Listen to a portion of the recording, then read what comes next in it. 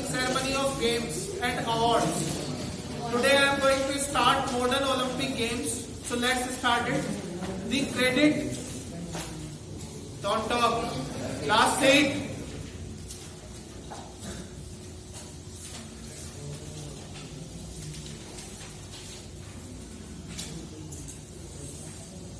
The credit to start the modern Olympic Games goes to Pierre Baron de Coubertin of France.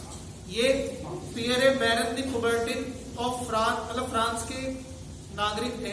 उनको श्रेय जाता है आधुनिक Olympic खेलों की शुरुआत करने का. Coubertin was born in Paris on 1st January 1862. इनका जन्म 1 जनवरी 1862 में हुआ था. जीके का एक बहुत बढ़िया क्वेश्चन है. नाम भी याद रखना और जन्म भी याद रखना और कहां पर जन्म हुआ ये भी याद रखना. His family members wanted him to join the army. उनके परिवार के सदस्य चाहते थे कि वो आर्मी ज्वाइन करे. So he joined the Sainik academy. Baron ने सैनिक एकेडमी ज्वाइन की, but after some time he left it. लेकिन कुछ दिनों बाद इन्होंने इसे छोड़ दिया and started studying political science. और इनकी रुचि जागी राजनीति विज्ञान में, तो इन्होंने राजनीति विज्ञान का अध्ययन करना शुरू कर दिया. Having studied political science, he came to know about the national. Ayush खड़े हो जाओ क्लास से बाहर. Academy, but after some time he left it and started studying political science. Having studied political science, he came to know about the national and international problems. जब उन्होंने political science पढ़ी, तब जाकर के उन्हें ये जानकारी मिली कि राष्ट्रीय समस्याएं क्या है और अंतर्राष्ट्रीय समस्याएं क्या है. Could easily be, और ये सारी समस्याएं could easily be solved through Olympic Games. उन्होंने दिमाग लगा के एक इन समस्याओं का कंक्लूजन निकाला कि खेल लोगों को जोड़ने का काम करता है. और यदि ओलंपिक गेम्स करा दिए जाएं तो ये जो वॉर हुई थी, ये जो युद्ध हुआ था, इसके कारण जो एक पार्टीज में पूरा विश्व बटा हुआ था, दलों में बटा हुआ था, इन दलों को जोड़ा जा सकता है. इन देशों के अंदर ब्रदरहुड स्थापित की जा सकती है. So he thought national and international problems could easily be solved through Olympic Games. It was Coubertin's dream to restart the ancient Olympic Games at world level. तो ये Coubertin का ड्रीम था कि वर्ल्ड लेवल पर, विश्व स्तर पर जो प्राचीन ओलंपिक खेल हैं उनको दोबारा से शुरू कर दिया जाए. For this purpose he called a meeting of various countries in 1893. इस उद्देश्य से उन्होंने अलग अलग देशों की एक मीटिंग बुलाई, एक सभा बुलाई 1893 में. सम कंट्रीज जैसे Italy, Greece, Spain and Sweden were in favour of commencing these games. ये बात इंपॉर्टेंट हो जाती है कि सबसे पहले इस मीटिंग के अंदर सहमत होने वाले देश कौन से थे? इटली था, ग्रीस था, स्पेन था और स्वीडन था. ठीक है. whereas rest of the countries opposed it, जबकि बाकी के देशों ने इसका विरोध किया. Again on 16th June 1894 a meeting of 13 countries was held in Paris. दोबारा से पेरिस में 13 देशों की 1894 में 16 जून में सभा बुलाई गई. in which 75 representatives participated, जिसमें 75 रिप्रेजेंटेटिव अलग अलग देशों के आए, उन्होंने इसमें भाग लिया. It was presided over by Coubertin, और इसकी अध्यक्षता जो की गई वो Coubertin के द्वारा की गई. and it was resolved, और उस मीटिंग में निर्णय लिया गया that sports competition should be held every 4th year on the lines of Greek Olympic Games. Greek के ओलंपिक खेलों की लाइन पर, की तर्ज पर, उनके ही तरह ही हर 4th ईयर में, हर एक चौथे साल में ओलंपिक खेल कराए जाएं. And every nation should be invited to participate, और हर एक देश को इन ओलंपिक खेलों में पार्टिसिपेट करने के लिए इनवाइट किया जाए. After much endeavour Coubertin succeeded in enlisting world wide support. बहुत ज्यादा एंडेवर के बाद, बहुत ज्यादा परिश्रम साहस के बाद Coubertin सफल हो पाए वर्ल्ड वाइड सपोर्ट इनलिस्ट करने में, मतलब संसार के अधिकांश देशों का सहयोग जुटाने में सफल हो पाए. And the first modern Olympic games were held in Athens in 1896, और पहले ओलंपिक गेम 1896 में एथेंस में कराए गए. लाइन को नोट कर लेना.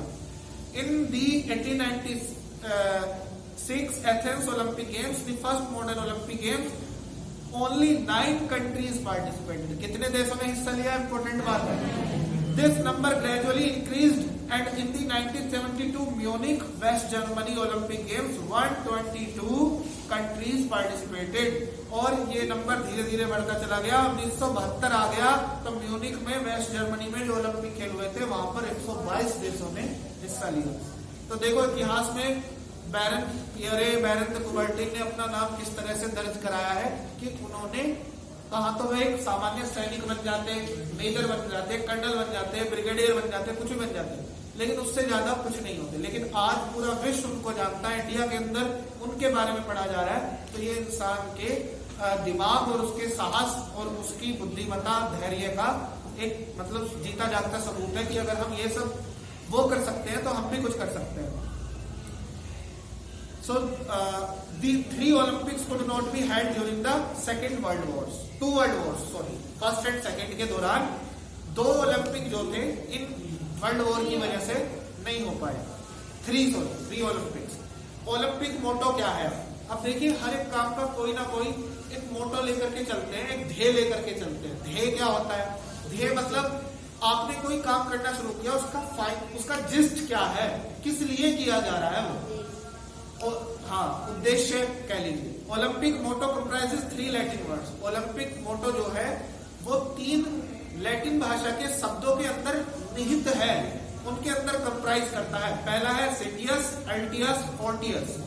सिटियस जिसका अर्थ है फास्टर, ऑल्टियस जिसका अर्थ होता है हायर, और फोर्टियस जिसका मतलब होता है स्ट्रॉन्ग। ठीक है। The motto was coined by a French educator Father Didon in 1895। आप नाम याद रखिएगा, ये जो मोटो है ये कॉइंड किया गया था फ्रेंच एजुकेटर के द्वारा, एक फ्रांसीसी शिक्षाविद के द्वारा, जो जिसका नाम था फादर डिडोन, 1895। यानी कि वो क्या चाहते थे? लोगों को फास्टर बनाना चाहते हैं, वो पूरे विश्व के युवाओं को फास्टर बनाना चाहते हैं। हायर मतलब वो अपनी हाईएस्ट पीक को अचीव करें जिस भी गेम में उसकी जो भी परफॉर्मेंस होती है, और उनको स्ट्रॉन्गर बनाना चाहते हैं। ये ओलंपिक का मोटो है, युवाओं को स्वस्थ करना। ओलंपिक फ्लैग ये छोटे छोटे शॉर्ट आंसर टाइप क्वेश्चंस में आ सकते हैं। तो लिखा हुआ आएगा एक्सप्लेन दीज टर्म्स, और नीचे लिखा आएगा Olympic motto, Olympic flag, Olympic flame, Olympic award, Olympic oath. ठीक है, तो ये याद रखना, समझ लेना है। Olympic flag was created in 1913 at the suggestion of Baron de Coubertin. अब देखिए हर एक सोसाइटी का, हर एक देश का, हर एक समाज का, हर एक फर्म का अपना एक प्रतीक चिन्ह होता है। तो बैरन पियरे द कुबर्टिन ने सोचा कि ओलंपिक खेलों का भी कोई प्रतीक चिन्ह होना चाहिए। प्रतीक चिन्ह वो किस पर लगाने की सोची उन्होंने? उसके झंडे पर, ध्वज पर। तो उन्होंने फ्लैग क्रिएट कराने का सोचा 1913 में। It was first solemnly inaugurated in Paris in June 1914। ये जून 1914 में पेरिस में इनॉग्रेट किया गया था, पहली बार इसको मतलब उद्घाटित किया गया था। But it was hosted for the first time, लेकिन पहली दफा ओलंपिक स्टेडियम के अंदर ये एंटवर्प ओलंपिक गेम्स के दौरान कराया गया था, विच वर हेल्ड इन 1920, जो 1920 में हुए थे। मतलब किसी ओलंपिक खेल के अंदर पहली बार लगाया गया 1920 में, वैसे इसका इनॉग्रेशन हो गया था 1914 में। Olympic flag is made of white silk. Olympic flag किसका बना होता है? श्वेत रंग की रेशम का बना होता है। एंड कंटेन्स 5 इंटरलॉकिंग रिंग्स, और इसमें 5 एक दूसरे में इंटरलॉक करने वाले, एक दूसरे में जुड़े हुए छल्ले होते हैं, रिंग्स होते हैं, सर्कल्स घेरे होते हैं इन 5 कलर्स, और ये 5 रंगों को प्रकट करते हैं, representing 5 continents of the world. और ये वर्ल्ड के 5 महाद्वीपों को शो करते हैं, America, Europe, Australia, Asia and Africa. ये 5 छल्ले, वो 5 घेरे हैं, 5 गोले हैं, वो समझ रहे हो। The 5 rings have different colours. In 5 rings के अलग अलग रंग भी हैं, yellow, green, red, blue and black. The interlocking of rings circle symbolizes cooperation and friendship. और इनकी जो इंटरलॉकिंग जो ये बनाए गए हैं, ये अलग अलग भी बनाए जा सकते थे, लेकिन इंटरलॉकिंग बनाने के पीछे लक्ष्य ये था, ये दिखाना चाहते थे कि ये जो 5 कॉन्टिनेंट हैं ये आपस में क्या सिंबलाइज कर रहे हैं? कोऑपरेशन, एक दूसरे के प्रति सहयोग, कि अगर किसी देश में अकाल पड़ गया तो दूसरे देश मिलकर के उसकी सहायता करेंगे। किसी देश में दवाई हाइड्रोक्सी क्लोरोक्विन नहीं बनती और दूसरे देश में बहुत ज्यादा बनती है, जहां पर मच्छर वगैरह बहुत ज्यादा होते हैं, जैसे इंडिया, तो इंडिया ने अमेरिका का सहयोग कर दिया। तो कोऑपरेशन को दिखाते हैं, एंड फ्रेंडशिप, और मित्रता को शो करते हैं, ये इंटरलॉकिंग जो घेरे हैं। Next is Olympic flame. The Olympic flame is a symbol of knowledge. Olympic flame क्या है? ओलंपिक खेलों में जलाई जाने वाली मशाल, ज्वाला, वो क्या प्रकट करती है? नॉलेज को प्रकट करती है, लाइफ जीवन को प्रकट करती है, हैप्पीनेस को प्रकट करती है। इट आल्सो सिंबलाइजेस पीस, और साथ ही साथ ये शांति का भी प्रतीक है, शांति को भी सिंबलाइज करती है। दिस फ्लेम और टॉर्च इज लाइटेड और kindled in Olympic village of Greece. ये जो फ्लेम है या ये मशाल कह लीजिए, ये पहली बार जलाई गई ओलंपिक गांव ग्रीस में।